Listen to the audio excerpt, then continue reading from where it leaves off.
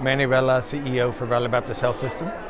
Manny, today you've been at an RGV LEAD conference here in Weslaco, and you were asked about the challenges your industry faces, and it's all about labor shortages, correct? That's correct. And when we talk about labor shortages in healthcare, obviously we're referencing the physician shortage, the nursing shortage, LVN shortage, CNA shortage, but we're also talking, Steve, about all of the other allied health professions and non-clinical support staff that we have within our hospital. And we're seeing shortages across the board right now. So major credit and kudos to my core staff who have stayed with us and are staying with us through thick and thin. But now we need to recruit some additional folks to help lessen the burden that they experience. This shortage, is it all related? Does it all go back to COVID? Yeah, we were actually probably short to some degree prior to COVID, but COVID just blew it out of the water, unfortunately.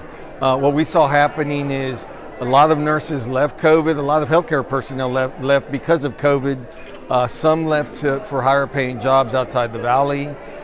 Some are now completely burned out, Steve, and so they're just tired.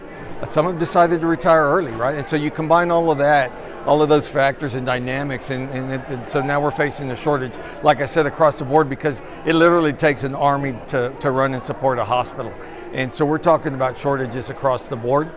But I'm very confident coming out of this discussion today that we have state agencies, we have our educational institutional partners in play, and we have healthcare industry partners, all going to be joined at the table simultaneously to help solve this problem. And so it's going to require we all start thinking outside the box a bit. We already have to some degree. We're growing our own LVN program, extending that to our high schools. But we need to go even further than that because the demand is so high and the supply is just simply not keeping up with the demand. Specifically on the subject of nursing, that's getting a lot of coverage these days. Yes. About the shortage.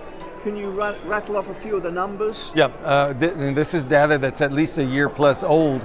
The new data should be coming out in the next 30 days or so. But as of at least 1+ year ago, we were 30,000 nurses short in the state of Texas. Here in the Valley, specifically about 3,200 short. That new data is going to come out, Stephen. I'm going to be surprised if those numbers don't even go up higher. I really will be. We covered an event with Julian Alvarez from Texas Workforce Commission the other day, and of course he was on the panel with you today, and he said there's two new initiatives he's working on. One is an apprenticeship program. Yes.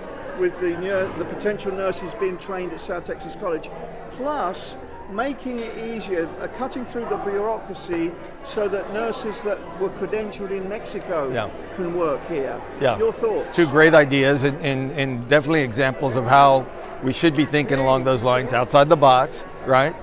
To secure more talent for our workforce here.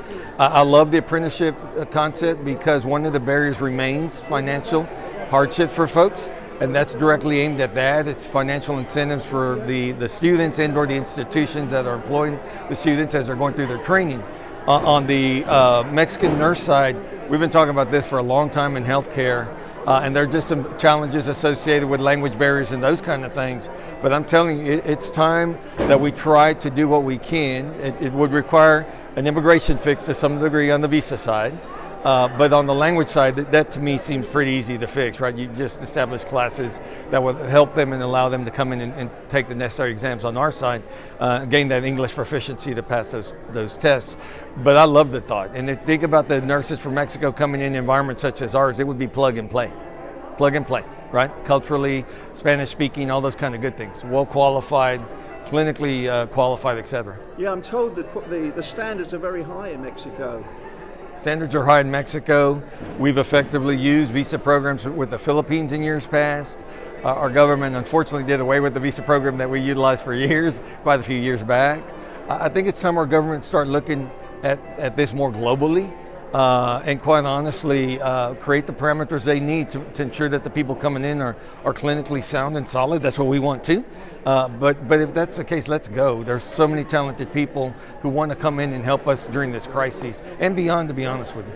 Last question. It was mentioned today the legislative session's coming up. We've also got the Valley Partnership bringing the legislators down to Cameron County, Willoughby County.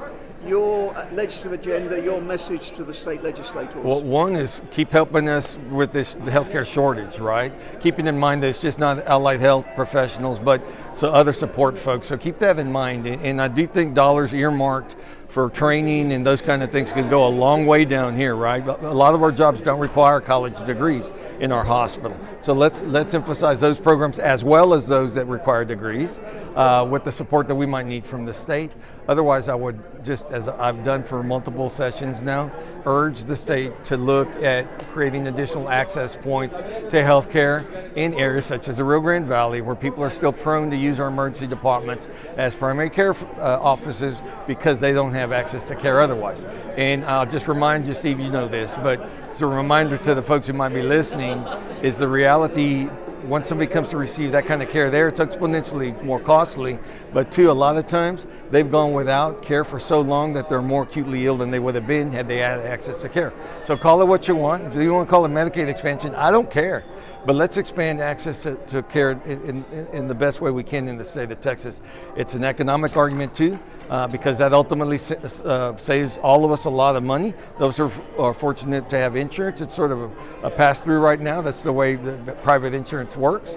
And quite honestly, it's a moral issue. I think if we're talking about needing healthy workforce component in this state, well, let's put the money where we need to create that too, right? And I think it's something we need to do. We're a great state, let's prove it. Anything else you'd like to add, Manny?